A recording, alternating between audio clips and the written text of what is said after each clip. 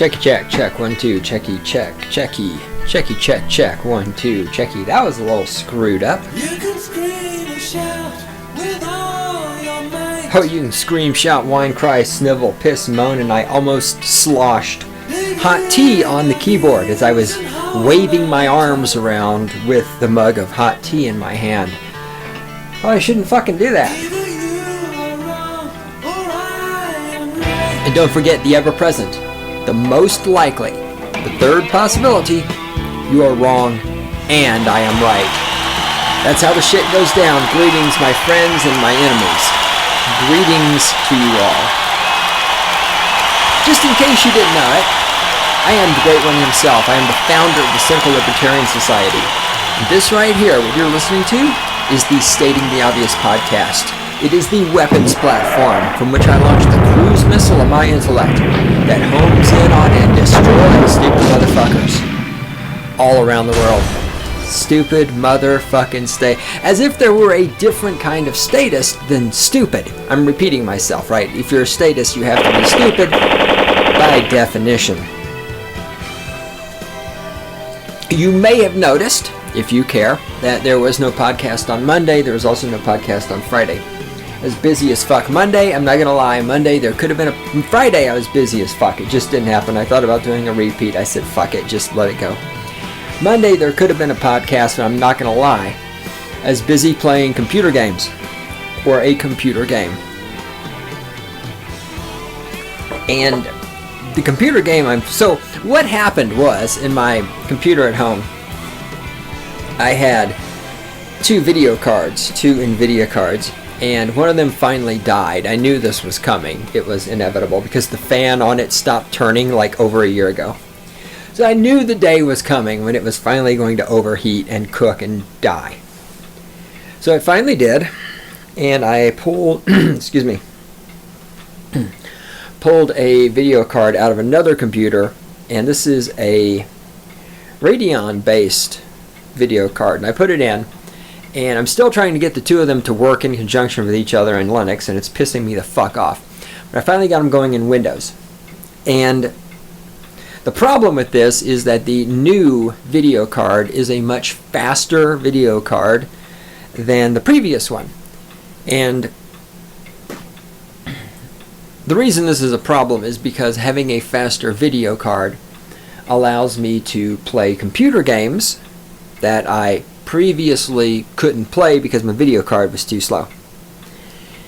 And thus I have been playing too much fucking computer game. I've been playing my voice. Excuse me there, guys. Hold on, another drink of hot tea might do it. I have been playing I can't think what it's called, Deus Ex Human Revolution or something like that. It's one of these Steam games. And it's pretty cool. It's kind of like a first-person shooter, but it's more of a storyline to it. You have conversations and side quests and all this other stuff, and interactions with people.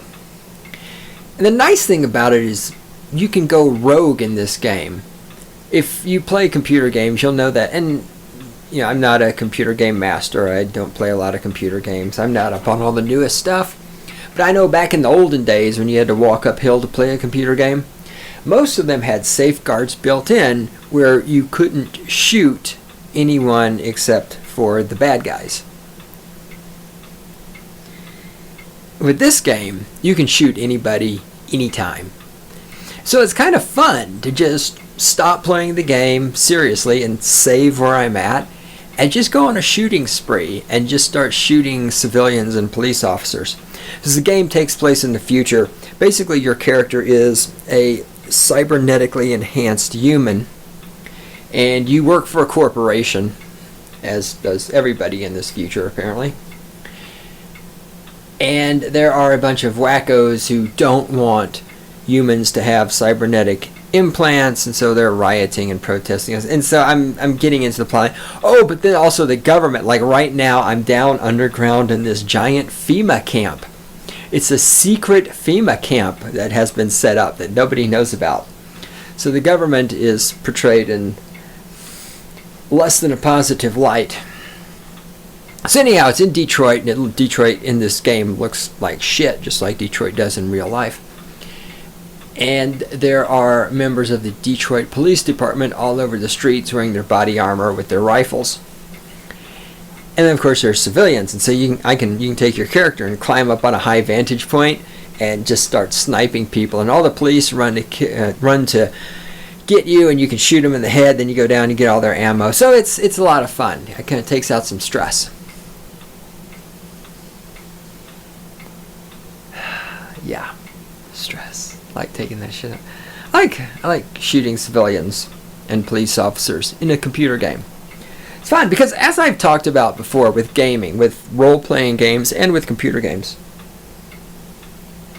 for me, the point of gaming, role-playing gaming or computer game gaming, is to do things you're not going to do in real life. That's why I don't like, when I'm gaming, playing these super goody two-shoes characters, which the previous gaming group I was with, that was their motif. And after a while, I couldn't do it anymore because everybody's so fucking goody two-shoe. I'm just like, God damn it, guys, we're playing a fucking fantasy game here.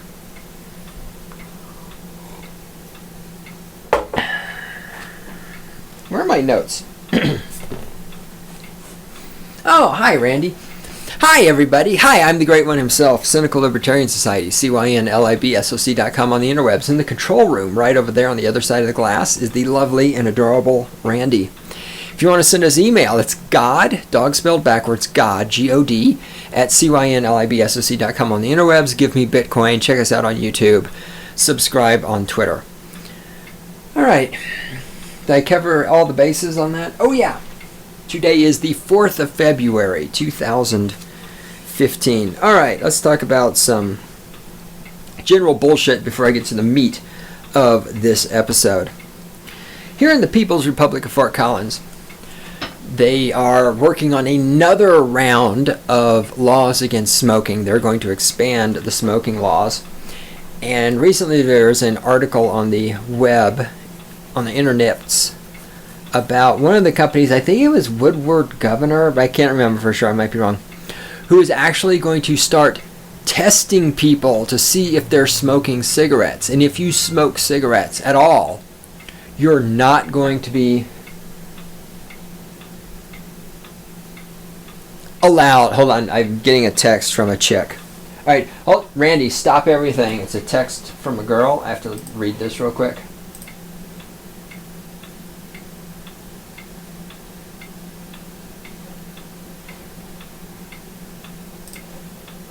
Oh my God, that's hilarious. All right, I'll deal with that later.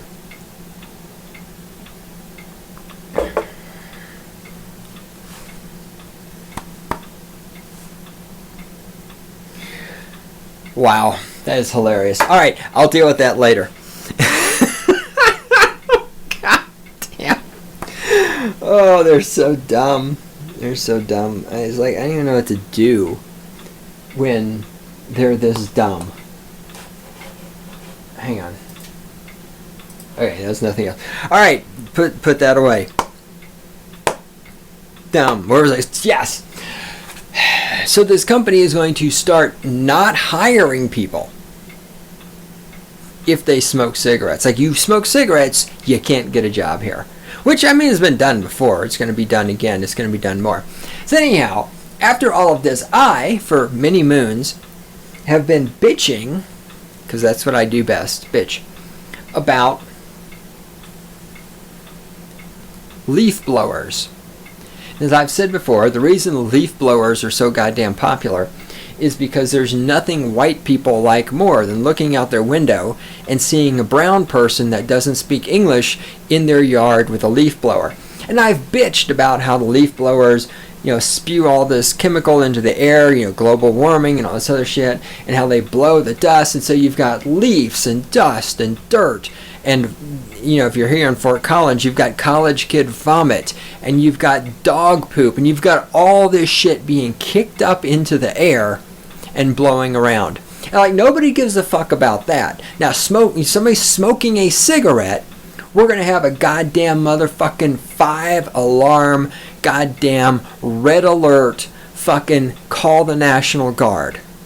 Because somebody's smoking a fucking cigarette outside. But the leaf blowers, you can leaf blow this shit all over the fucking place. Everybody's totally goddamn cool. Well, the state to the rescue. Apparently not.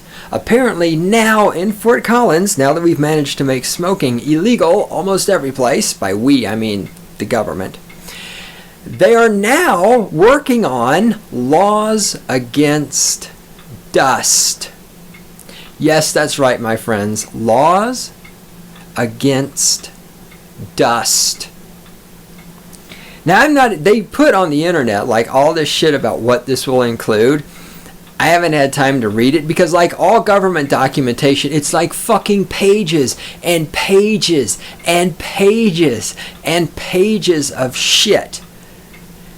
It's like, holy fuck, man. But there it is.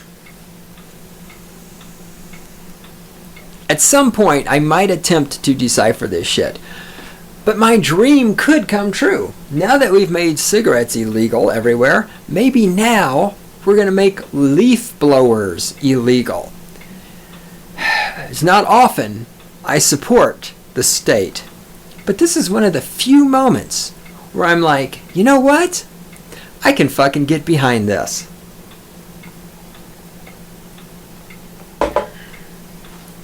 Everyone's a little bit statist. Even me. Whatever it takes, whatever the fuck it takes to get the goddamn leaf blowers the fuck away from me. And you know what? If it takes a goddamn law, and if it takes statism, and if it takes fines and threats of violence, I really don't give a shit, because that's the world people want to live in. That's the world they're going to live in. That's how I'm looking at it. So anyhow, I'll post some links to this if I remember. Let me put it on my notes. Hang on. Link to this, yeah. Let me go ahead and drop shit on the floor. I'll put the links in the show notes if I remember. Second thing to bitch about. Gevalia. I buy my coffee from them. And I was not getting my shipments for quite a time there. And I went in, and because they do this automatic shipment thing, so you can set it up like every so many weeks. You tell them what you want them to send, and they send it to you. So I went in, I set the thing back up, and I added to my order the little package of the packets of coffee pot cleaner, right? So stuff you dump it in, so you put some water, you dump it into some water. It's powdered, right? And then you pour the water through your coffee pot, and it cleans the inside of your coffee pot. It's like $3.50 a box for 3 of the little packets. So I ordered this. So my box shows up from Gevalia. It had been pre-opened and then taped back shut. Interestingly enough, I got another package from another company I bought some stuff from. That package had also been pre-opened when I got it. So it's interesting that I've gotten 2 packages through the postal system lately, and they've both been pre-opened. Not, of course, that anybody could possibly be, I don't know, watching me or anything. That would never happen in this country. Certainly not to somebody who has a podcast talking about anarcho-capitalism. A couple of other pieces of my mail and envelopes have been pre-opened, actually. You know, Randy, it's like, in a way, I really don't think somebody from the government is opening my mail to see what's in it. But at the same time, here lately, I've had so much pre-opened mail that it actually is a little bit suspicious.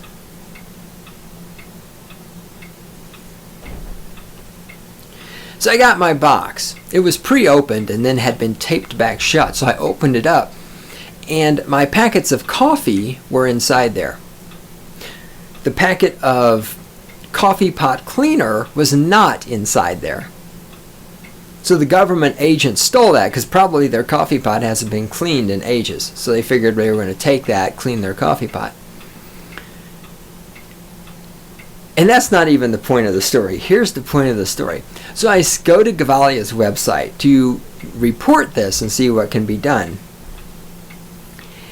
And there's not any way. It's like with Amazon, right? You can go, you find your order, and you can report a problem with this order, right? It's got like that link or something, and you report a problem with that specific order. Gavalia has no such thing. And this is all coming around to shitty customer service and fucking old people and people who talk in all capital letters and shit like that. So I finally find this contact us form on there. So it's like, and then I got to put in my name and my fucking phone number. It's like, dude, I'm fucking logged in. You have all my goddamn information. I'm logged into your website. I have an account with you. Why can't I send you? And the, you know, it's like, hello, it's 2015. Can you guys get with the goddamn plan? Why do I have to type this information in when I have a fucking account with you? I'm logged in. You already know my goddamn name. You already know my fucking phone number. So I type all this shit in, and I send them a fucking message, and I tell them, hey, it's not, this thing wasn't in the box, but you billed me for it, yada yada. I get this email back from one of these do not reply emails. It says, oh, well, wait, hold on. Where the fuck is it? Let me see if I can find it. Where...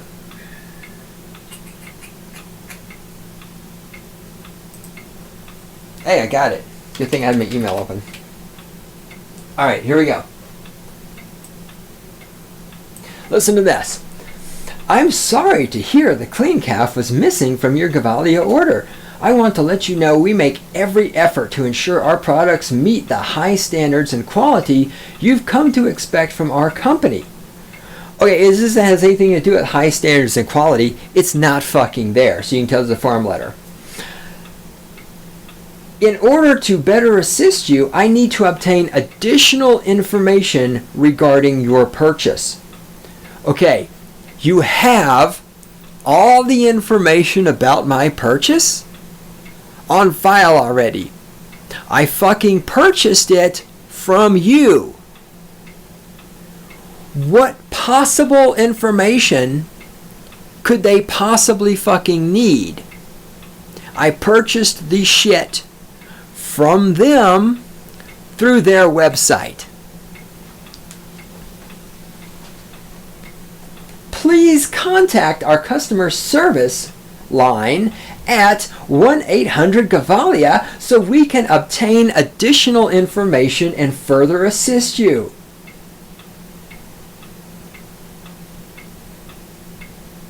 They want me to fucking call them on the telephone. It is the year 2015. Have you people at Gavalia heard of this thing called email? I am not going to fucking call you and spend time on the phone over a goddamn $3.50 fucking packet. Are you people fucking retarded? The answer is yes, they are. This is called shitty customer service. This is the kind of problem that should be solved via email. He ends with, again, or he, she, it, whatever it is. Kim, oh, it's a girl. Kim McMiller is the Associate Director of Consumer Relations. Associate Director of Consumer Relations. Well, your consumer relations suck, honey. Alright, so then she ends with, again, I apologize for this experience. Thank you for your loyalty, and we hope to hear from you soon. Honey, you have all the information about my fucking order. I ordered it from you. It's a goddamn fucking little box of plastic packets with powder in them. It costs $3.50. Put the fucking thing in a box and ship it to me, or else take it off the fucking bill. One or the other. I do not need to fucking call you and have some goddamn conversation because you're fucking lonely or something. What the fuck is wrong with you old people and this shit you have? Well, call me on the telephone. I'm not gonna fucking call you on the telephone. I have shit to do. I have shit to do.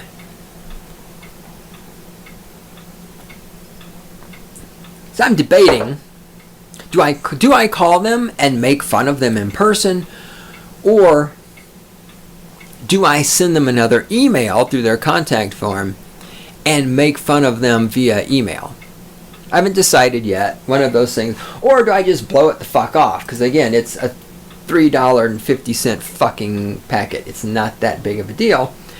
Other than it's just really annoying because it's the year 2015 and there's these old people that still want to do shit on the telephone instead of just doing it on email.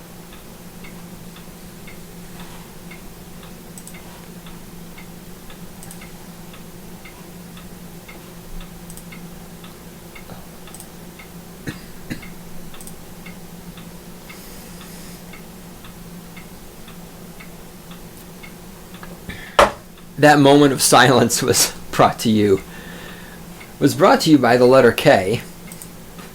K for cunt. The letter K. My mug of hot tea.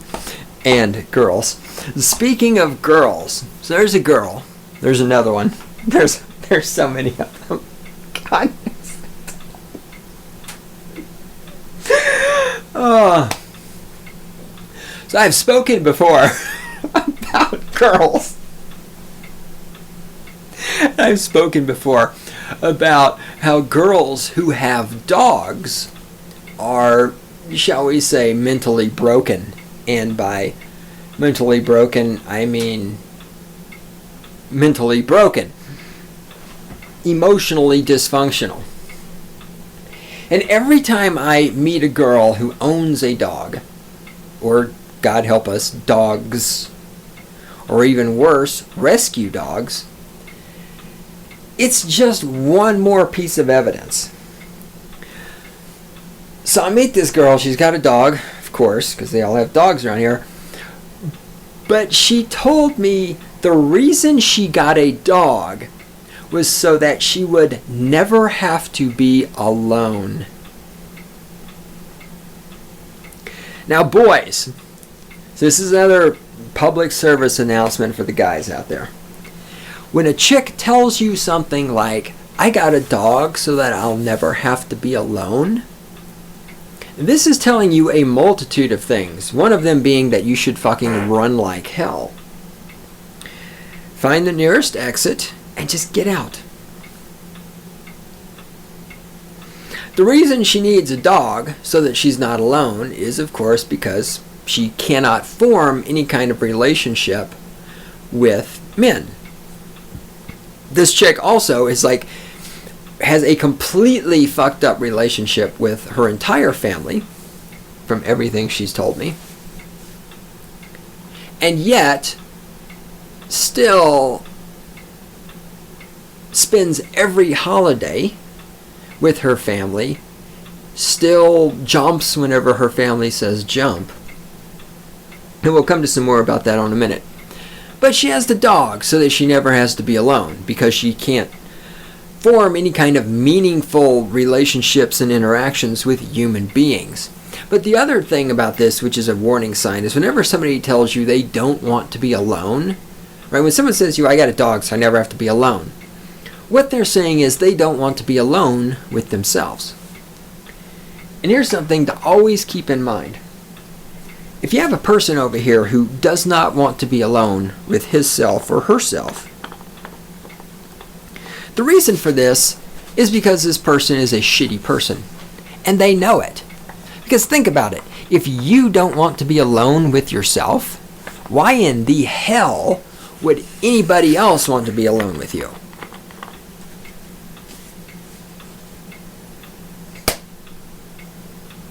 That was smooth.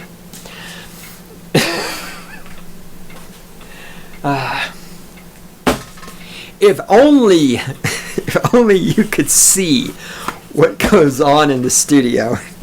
Wow. While we are recording this. That was brilliant, was it not? So I'm trying to get some hand lotion out of the... Yeah, this could be dangerous. I was trying to get some hand lotion out of the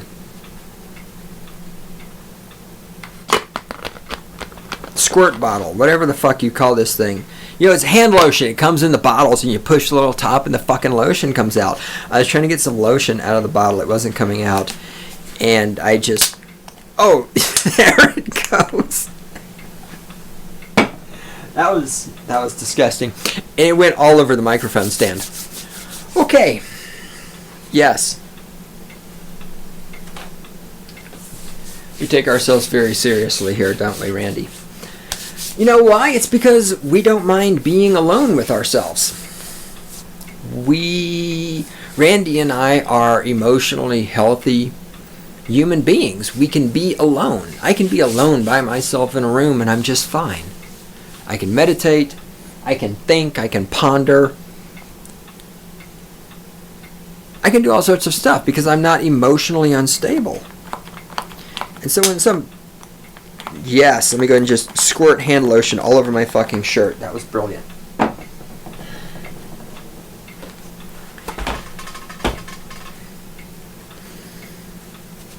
This is what you guys tuned in for, right? Was to listen to me squirting hand lotion on my shirt.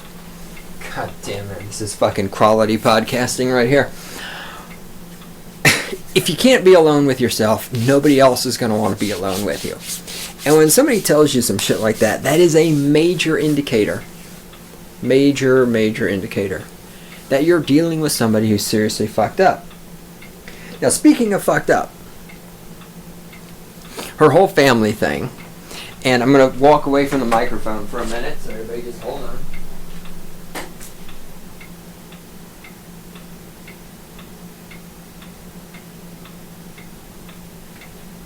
Yeah, okay. Good there. And let me fucking fall over and kill myself. I'm telling you, having a video of what goes on in here would be the shit. Of course, then I have to wear pants. So anyhow, she told me, and this is the kind of thing, I can't make this up. She told me that, because I was talking about, I said something to the effect of, do you realize that the majority of your problems stem from your family? Because it was just after she had finished telling me about how her mother this and her father that and her brother this and her grandfather that and her grandmother and blah, and just on and on and on. And I'm like, do you realize that you have all these problems that stem from your family? And she says, yes, but I'm the youngest one in our family, and so. This is the quote. I wrote this down. And therefore, she is, quote, responsible for taking care of the family and making the hard decisions, unquote. She is responsible for taking care of the family and making the hard decisions because she is the youngest member of the family. Of all the grandchildren, she's the youngest one. Now, maybe it's just me. I find this baffling. Let's say you have this unit of people. It's a family. And so you want in the family, within this unit, somebody to be responsible for the unit and to make the quote-unquote hard decisions, whatever in the fuck that means.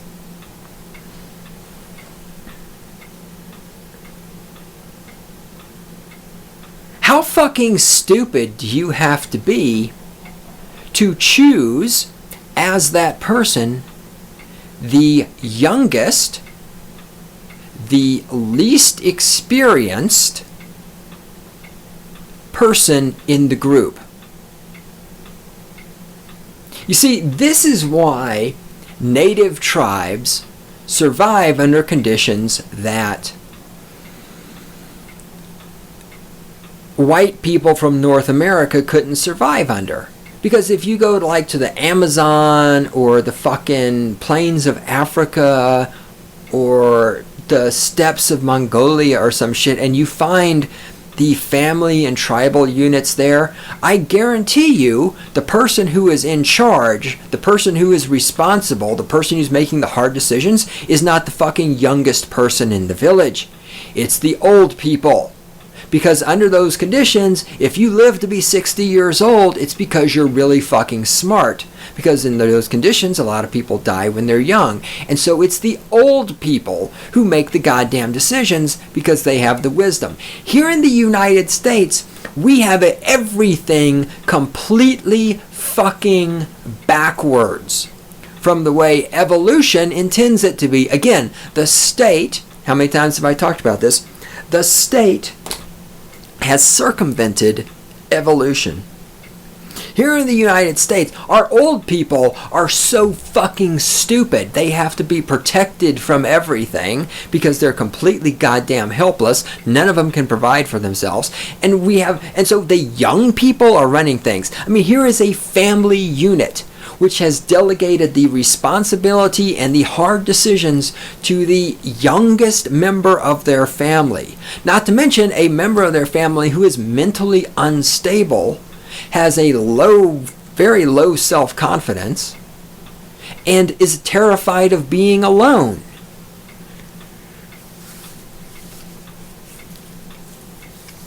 And I'm just looking at this and I'm going, what the fuck?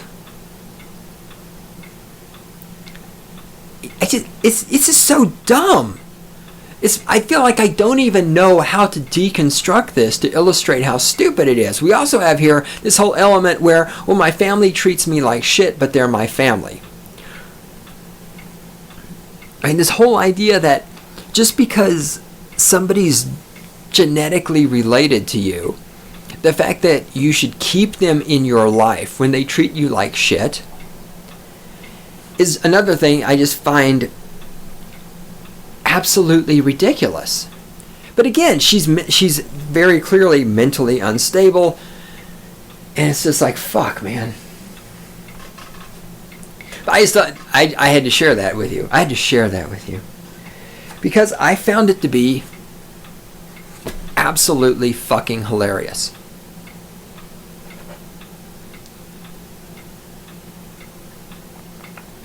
The youngest member of the family is in charge of the hard decisions and being responsible for the family. And this very well sums up, again, where we are as a society, where the old people, the baby boomers, and everybody else, they're all just they're just incompetent. They've gone through their whole lives, they've never grown up, and now these people expect their youngest daughter to make their decisions for them and keep them together and keep them intact. Okay, anyway, moving on. Moving forward. Moving to what I'm going to talk about today. Yes, 34 minutes into the podcast, we'll get to the good stuff.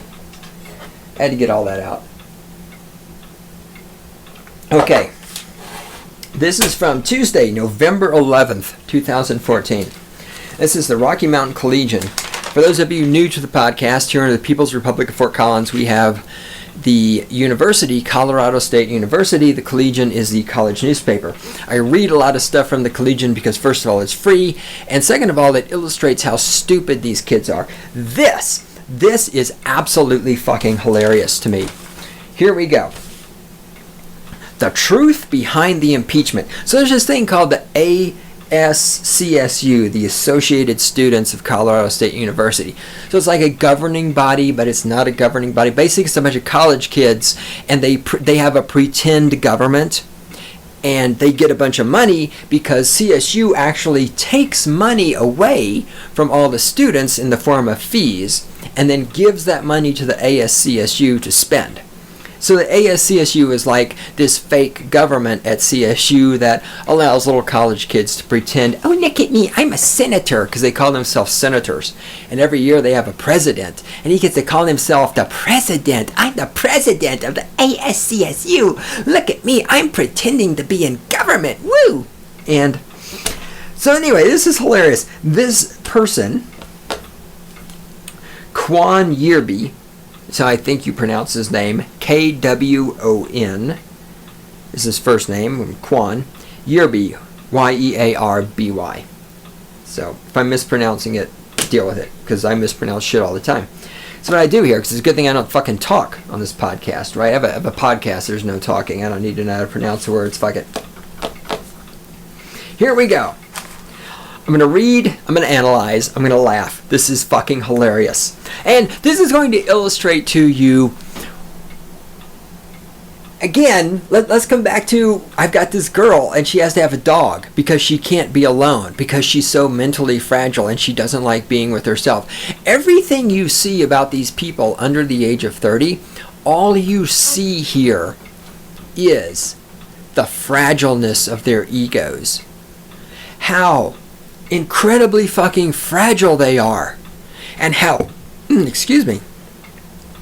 how everything around them is harassment, right? Anytime, anything in the world, as I've said before, our entire society here in the United States has reached the point where it is based around the concept that a white woman must never feel discomfort.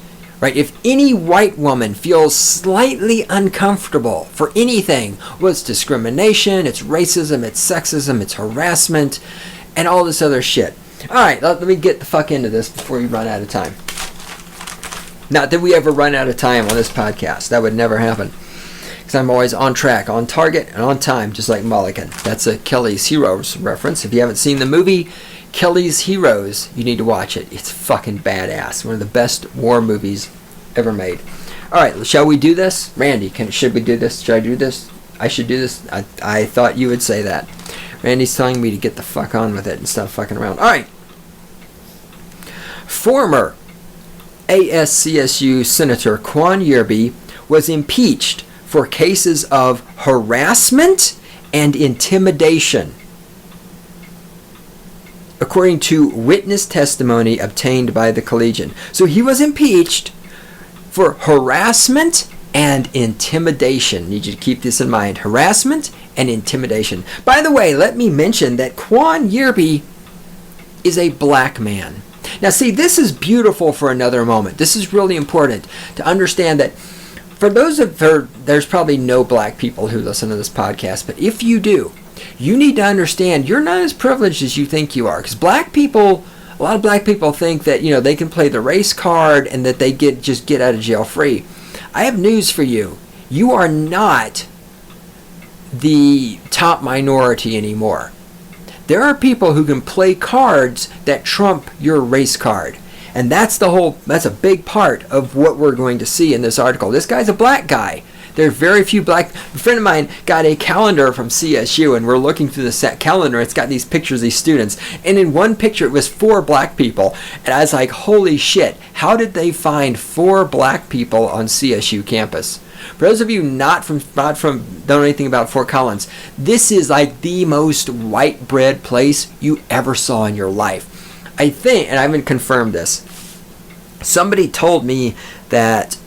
And this may or may not be true, but somebody told me that according to the latest census data, Fort Collins is 88% white, which I believe, because you very rarely see you see some Mexican people here and you see some Orientals. You very rarely see black people, and so this is the joke. It's like 4 black people in the same place on CSU campus. It's like, that was staged. You can go to CSU campus and you have to walk around for a good 30 minutes to find a black person. So anyhow, I'm sure that Kwon thought that his status as a black man was going to help him out. But as he finds out in this story, there are other people who can play the cards that trump his race card. Namely, white women. Because you see, anytime a white woman is uncomfortable, oh, somebody's going down. Because white women, they cannot be uncomfortable. That would be the worst thing in the world. All right, let me get back. Should I fucking read this or what?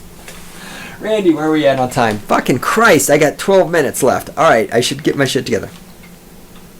The accusations range from, listen to this. These are the accusations against him. They range from forcing unwanted conversations to threats of impeachment of other senators. So you see, they impeached him because he was having conversations with people that didn't want to have conversations with him. And they impeached him because he said other people should be impeached.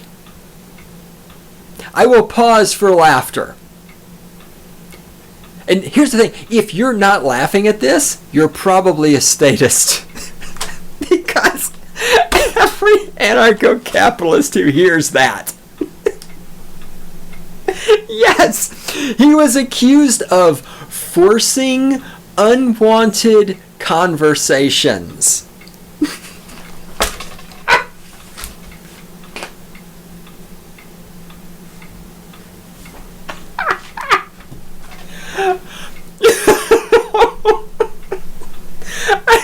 Can we? I know I only have 11 minutes left, but can we pause and fucking allow that to sink in? We have reached a point in this country where, and yes, it's just a fake government thing. And people say, why is this significant? No, it's significant because these filthy, nasty little shits, these filthy, nasty little college kids, these little fucking sissified Nancy boy shits are going to go out into the world. And they are going to take with them the idea that other people should be punished for things like, quote unquote, I'm making little quoties in the air with my fingers, forcing unwanted conversations. Right? This is the root of where women think that if a man walks up to them and says hello, that they've been sexually harassed. That's the mentality that this comes from. And as these little shits go out into the world, they're going to take this attitude with them. That's why this is important. Because the day is coming, and for many of us, for me and for many of you listening to this, when this day comes, we're going to be 60, 70 years old. But the day is going to come when if you walk up to a woman on the street and say hello, it's going to be harassment, and you're going to get arrested for it. Because they're so fucking delicate and fragile that this will be a case of forcing unwanted conversation. I mean, here in Fort Collins, we'll probably the government, well, I mean, not we, the government will probably pass a fucking ordinance against forcing unwanted conversations. Okay, Randy, have I fucked around long enough? Yes, all right. There has been controversy surrounding ASCSU's closed impeachment hearing. Remember now, we have Obama, the most open administration ever, whom these people worship, but these impeachment hearings are closed to the public. Because, you know, openness, transparency, right?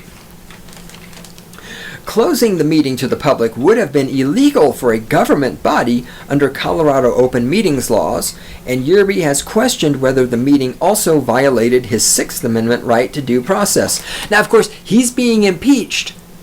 He was not allowed in while he was being impeached, apparently. CSU officials have since confirmed that ASCSU is not a government body and therefore not subject to Colorado open meeting law. Yerby has reached out to the ACLU for legal counsel. And again, this is teaching young people that you don't have a right to face your accusers, you don't have a right to defend yourself, that the criminal justice industrial complex is something that does to you whatever it wants to do. And your duty is to just shut the fuck up and deal with it. Senator Jason Sidorska has questioned the validity of Yerby's impeachment. Quote, I don't think they being the Senate, I don't think they will impeach him based on the evidence against him, Sidorka said Wednesday before the decision was made. Quote, I think he will be impeached based on what people know of his character. Now let's listen to this quote again. I don't think the Senate will impeach him based on the evidence against him. So you see, he's going to be impeached, but it's not going to be based on any evidence.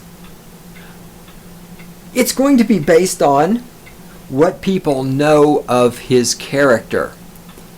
And again, stop and think about this for a second. We've just admitted that his impeachment is not based on any evidence. Well, is this really this fucking hard for you statists to understand? He is being impeached, not based on any evidence. Fuck evidence. We don't need. It's like this one fucking cunt said on Twitter. There was this tweet. I saw it. God, I wish I just fucking saved it. Something like, evidence is discrimination. All that matters is a person's experience. Again, this is the attitude that these filthy little college shits are taking forth. This guy is admitting, we are not going to impeach him based on evidence. We are going to impeach him based on, quote, what people know of his character, unquote. They are going to impeach him based on their feelings about him. These little shits are the future of the criminal justice industrial complex. These little shits, as they go into the world, are going to, create the tone of our society. They're going to help set the standards for how people interact with each other. They're impeaching this guy because he was, quote, forcing unwanted conversations. And they have no evidence against him, as they admit. There's no evidence. We're just impeaching him based on our personal feelings about his character.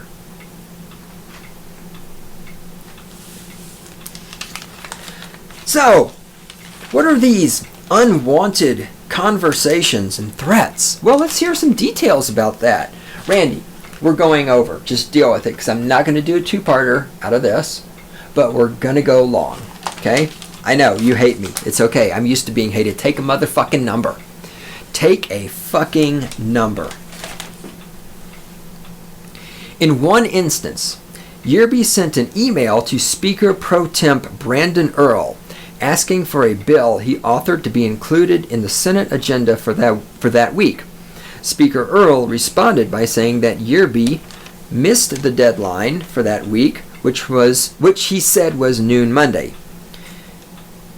Yerby responded by citing the ACSU website, which states, quote, to submit legislation to appear before the Senate, please email it to all three leaders of the Senate of the following by no later than 5 p.m.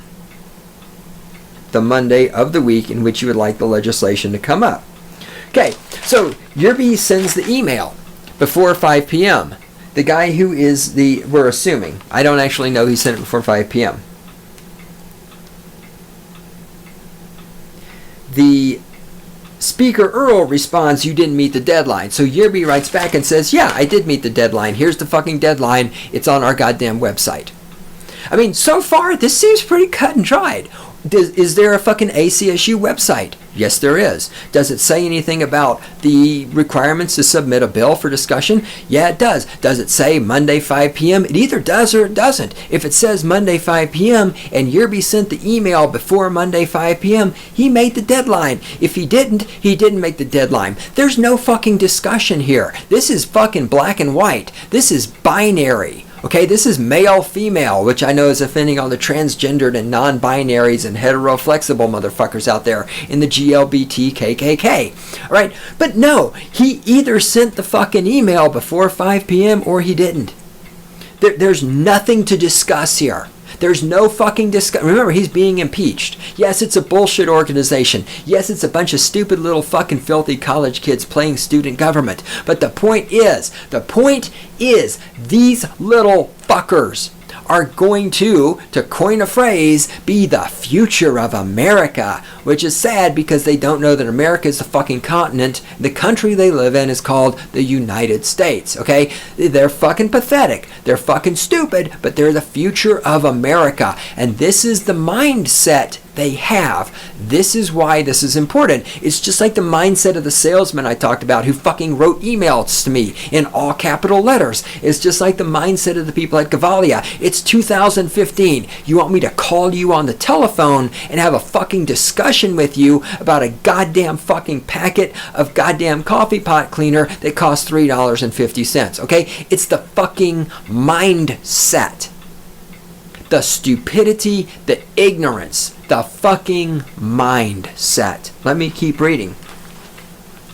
Yearby followed this by writing that not allowing the bill to appear before the Senate that week was unconstitutional and threatened to impeach Speaker Earl.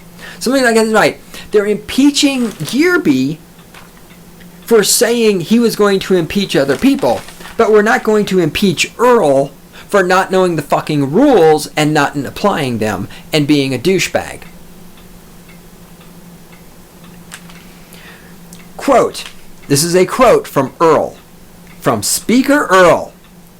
Quote, I felt personally threatened by this slanderous act. Slanderous act. I can't fucking talk.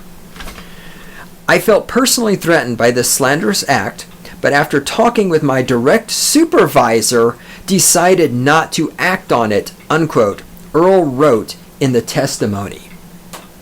His direct supervisor? Again, I discussed it with my slave master because I'm not smart enough to make a decision on my own.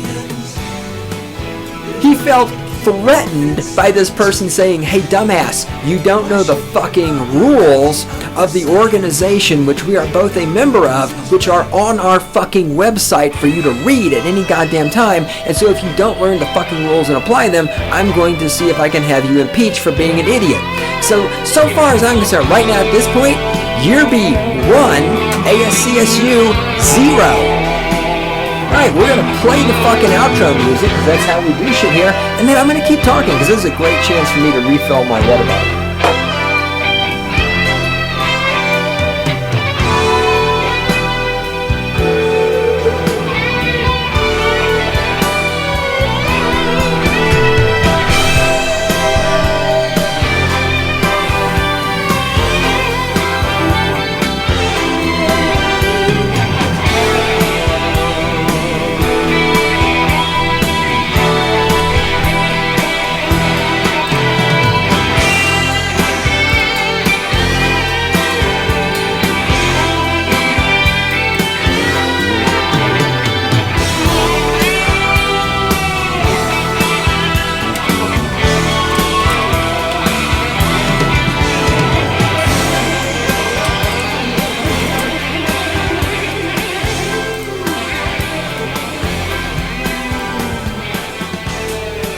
Okay, and it's also a chance for me to send a text to another one of these chicks.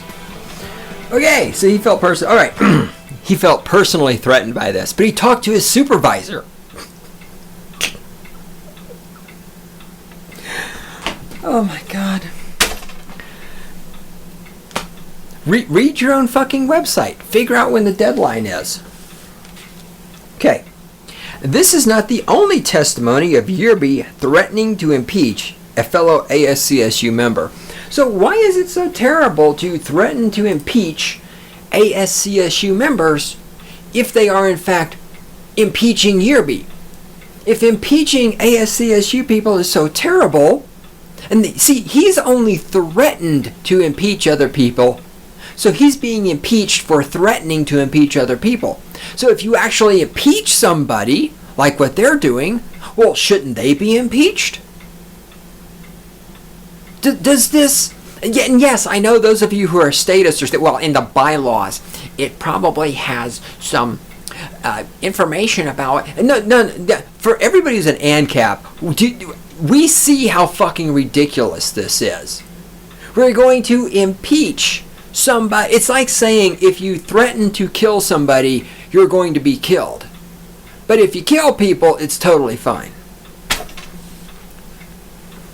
This is not the only testimony of Yerby threatening to impeach a fellow ASCSU member. According to testimony from Senator Kelsey Bigham,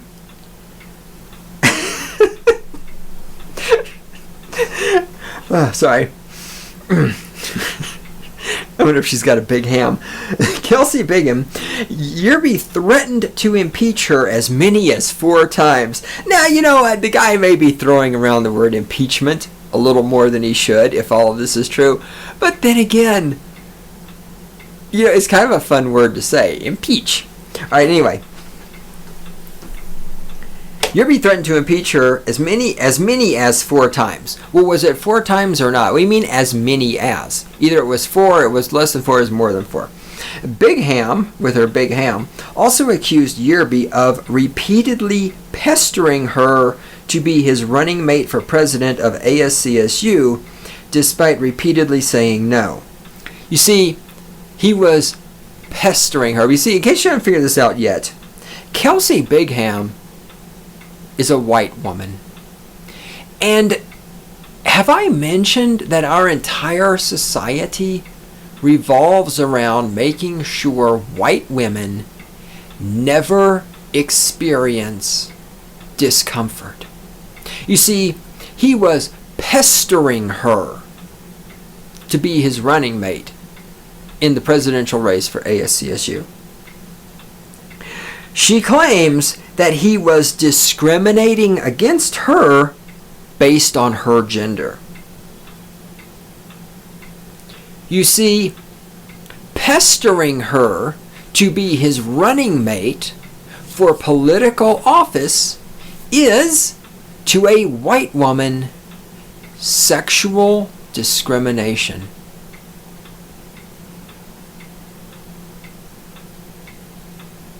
Again, you say to me, why is this important? And I say to you, because these little shits are going to go out into the world. They're going to take this attitude of, I was being pestered. Now, there's not enough information in here to define what is pestering. Was he sending her 10 text messages and 10 emails a day, and was he coming to her door and knocking on it? Or did he, over the course of a 3-month period, ask her about this, say, 10 times? Right? There's no information provided so that we can put this in a context, because that's another important thing of where our society has gone, is that context no longer matters. All that matters is a white woman felt uncomfortable, and somebody must be punished.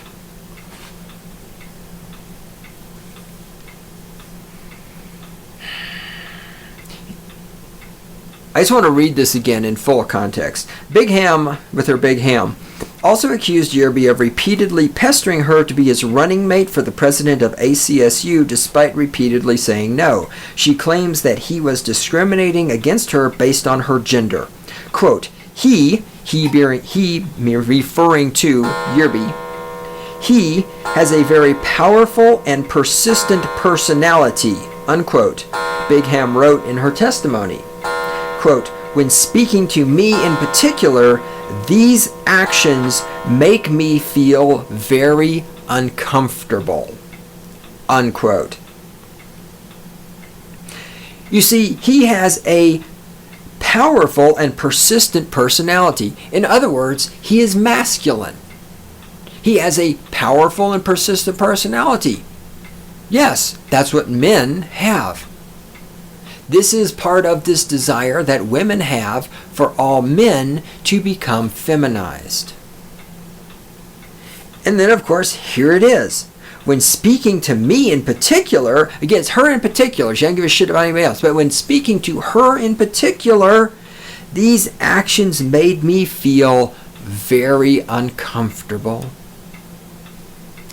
You see, Kelsey Bigham, she's a white woman, and she felt uncomfortable. And now, Yerby must pay the price for having a powerful and persistent personality. You see, he's not a fucking pussy. He's not feminized. He doesn't play well with the other children, apparently.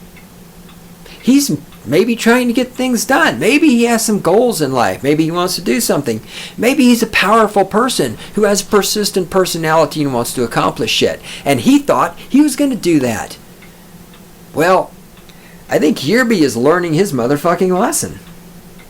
I think he's learning that being black doesn't trump being a white girl anymore. Because white women in North America are the second most privileged group of people on the planet. The only people more privileged than them, of course, being the handicaps.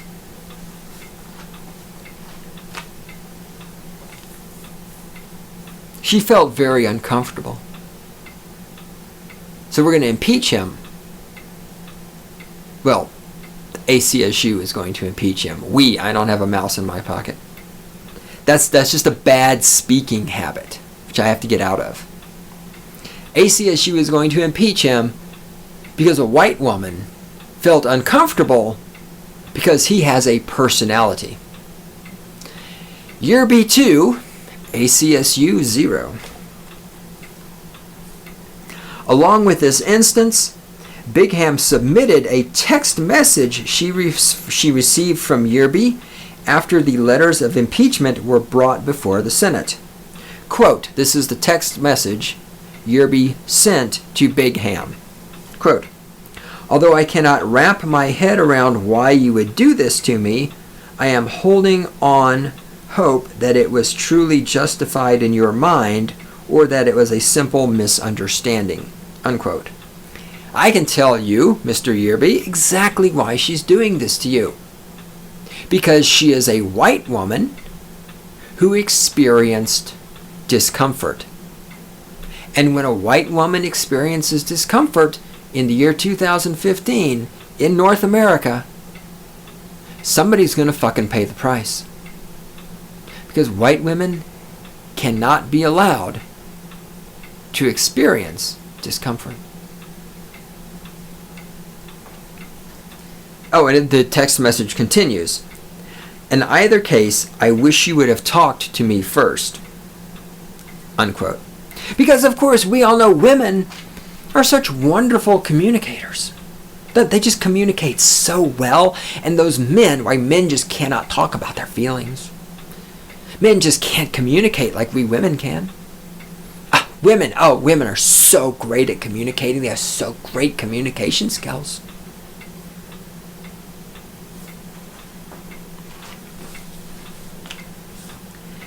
Yerby also mentioned that he considered Bigham to be one of his friends in the Senate. Well, Mr. Yerby, if these are your friends, this might explain why you're having all these problems. You should pick your friends with some... I was trying to think of a pick your nose joke, and I couldn't come up with one, thus the hesitation. You should pick your friends like you pick your nose. Not very often and not inside of other people. How's that? You got to have some standards for your friends, Yerby, and it sounds to me like you don't. I've not actually seen a picture of this chick, because, of course, they put pictures of Quan Yerby in here, but they didn't put pictures of her. She's probably ugly.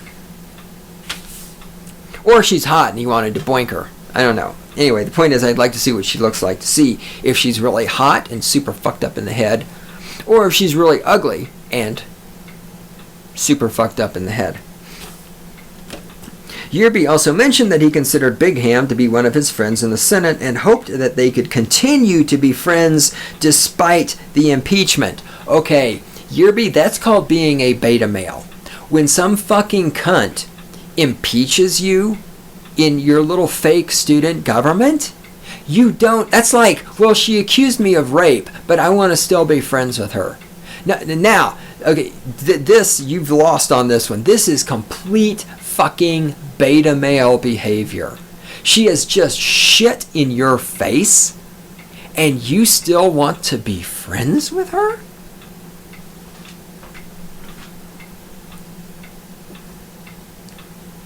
He being Quan Yerby, he also called himself self-aware, acknowledging the fact that he can be overly passionate at times. That's more beta male behavior. Well, I'm overly passionate. For what? For a girl? Yeah. You're overly passionate by what standards? I mean, what the fuck are you talking about? Again, if you're going to be, okay, so if you're overly passionate, again, this means you need to fucking pick and choose your friends. Okay, you need to save your overly passionatism for the right people, right? Randy, would you or would you not agree that I am the great one himself? Yes, exactly. Would you or would you not agree that I am overly passionate about hating statism? Exactly. Now, when we go somewhere together, do I fucking run up to everybody around me and be all like, oh my god, statism and statists suck and pigs suck and statism and anarcho-capitalism? No, of course, do I? Do I do that? No. Because you fucking put a lid on it. You save your passion for the people you can trust with it, for the people who can handle it, for the people who have that same vision that you have. You don't waste your passion on fucking pieces of shit like Big Ham.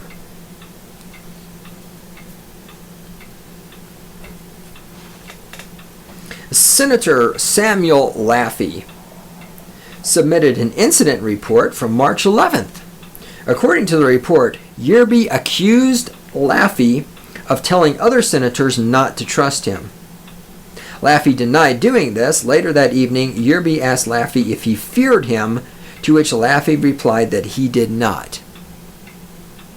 Now again, there's no context about, so do you fear me? Well, this question could be asked in a lot of different ways. Right, you can come up to somebody and say, hey motherfucker. Because that's what they do in the movies when they have guns. They always pick up the gun and they fucking like chamber around because they've been walking around without a round in the chamber. It's like fucking retarded, man. You don't fucking chamber around right before, because it's like I have that, so it sounds all like macho and shit. It's like you don't know anything about guns, do you, you stupid motherfucker? You fucking lock and load before you go anywhere near the combat zone. So, did Yerby walk up to him and like pull out his 9mm and go, do you fear me, motherfucker? Or did Yerby walk up to him and say, hey man, do you fear me? We have no idea. We probably do, because probably it was recorded somewhere with all the cameras and microphones that are on campus. Anyway, quote, this is quoting Laffey. Quote, later that night I told my parents about this and my mom became visibly upset. Once again, what happened? A white woman became uncomfortable. Once a white woman is uncomfortable, you know some heads are going to have to roll. The quote continues from Laffey. I feel that Quan's claims, while not of a physically threatening nature, constitute a verbal attack on my person and character. Unquote. So Quan's claims, he said right here, are not physically threatening nature, not of a physically threatening nature, but nonetheless they constitute a verbal attack on his person and character. Again, in this case it's a white man. A white man felt uncomfortable. Meanwhile, right, and this is the crisis. It's an assault on his person, a verbal attack on his person and character. Meanwhile, your Messiah, Hussein Obama, is murdering people with flying robots. There's shit tons of people in prisons getting ass raped. There's gang violence pushed mostly by the fact that they're selling drugs. Drugs are sellable on the black market for large amounts of money because of the war on drugs constantly by the federal government. We got TSA agents touching little boys' penises and shit. But what's the crisis here? Crisis is that there is an attack on this poor little upper middle class white man's person and character. Again, this is important. These little shits are going to take this attitude out into the world, out into society, out into the workplace, out into the streets. This attitude is going to drive public policy in the future. This attitude is going to drive hate speech codes.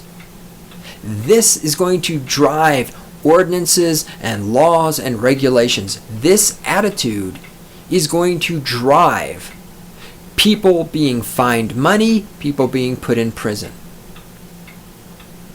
for things like forcing unwanted conversations. In 30 years from now, when these people are in power, forcing unwanted conversations is the sort of thing that will be against the law.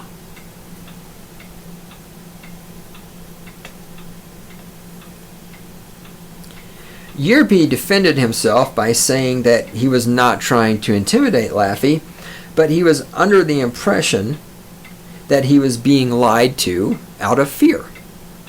Quote, "I believe that people usually lie out of some amount of fear," unquote, Yerby wrote in his defense. That's not an unreasonable way of analyzing things. Quote, "I genuinely believe that Sam lied when he said that he did not tell people not to trust me because I heard from multiple people that he did so," unquote. Were any of these multiple people, I don't know the answer to this, throwing this out because this goes back to defending yourself in the Sixth Amendment, did any of these people testify at this ACSU hearing? Well, no, of course not, because they were not impeaching him based on evidence. They were impeaching him based on their personal feelings about him. They had no evidence. They admitted it. They didn't admit they had no evidence. They admitted, well, one of these senators admitted. Do you notice how when I speak, I attempt to speak with precision? You ever notice that? And all this shit, you notice how everything I'm reading to you, how nebulous it is? How there is no, he heard from multiple people. Great. Where are these multiple people at who heard, who was it? Sam Laffey saying this shit. So where are these multiple people? Why aren't they testifying? Why aren't they being heard from? Well, because we don't give a fuck about evidence. We only care about the feelings of white women.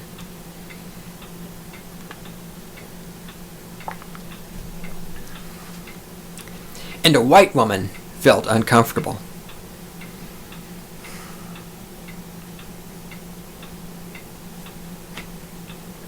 Yerby's accusers also submitted statements regarding his behavior during Senate meetings. In several cases, Yerby is accused of disrupting the Senate by refusing to sit when asked by Vice President Lance LePuma and by speaking out of turn.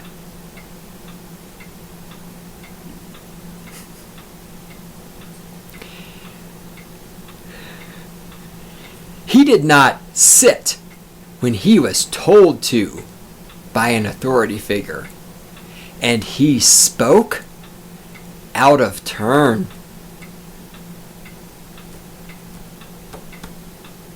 This is a quote. Quote, "These prior instances are non-conducive to creating a successful collaborative work environment due to the elements of intimidation, harassment, and coercion." Senator Andrew Bondi wrote in his statement, "You see, if you don't sit down when you're told to, that's harassment." This is the beautiful thing about words like intimidation and harassment and coercion. Coercion? God, I can't fucking talk. They mean anything. In the sense like this, these are more nebulous words, like I've talked before about hope and change, right? When Obama says change, what the fuck does that mean? It doesn't mean anything. It's completely nebulous. It means nothing because it has no context. Same thing here. What was it? He wouldn't sit down when he was told to. That's intimidation. He was talking out of turn. That's harassment. I mean, and again, look at how fucking fragile these filthy little shit college students are. They're being harassed and intimidated by somebody talking out of turn.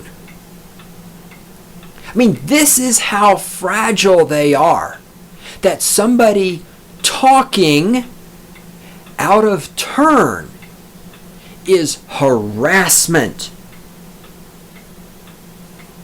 What the fuck are you good little shits gonna do when you go into the world and you have to deal with other people?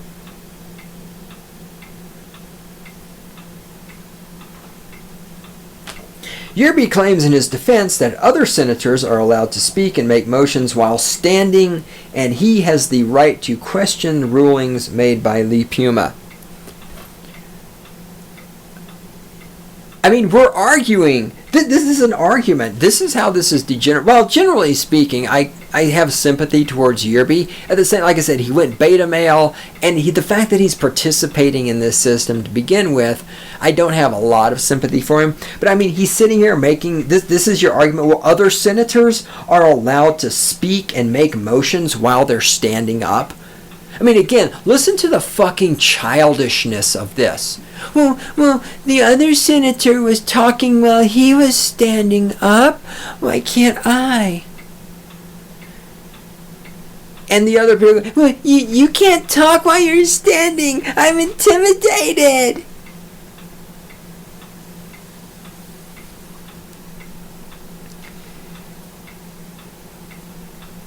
These little shits are going to take this attitude. They're going to take their emotional fragility and they're going to go into the world and they are going to make laws based on their emotional fragility, based on their brokenness, based on their insecurity, based on their inability to cope with the world around them.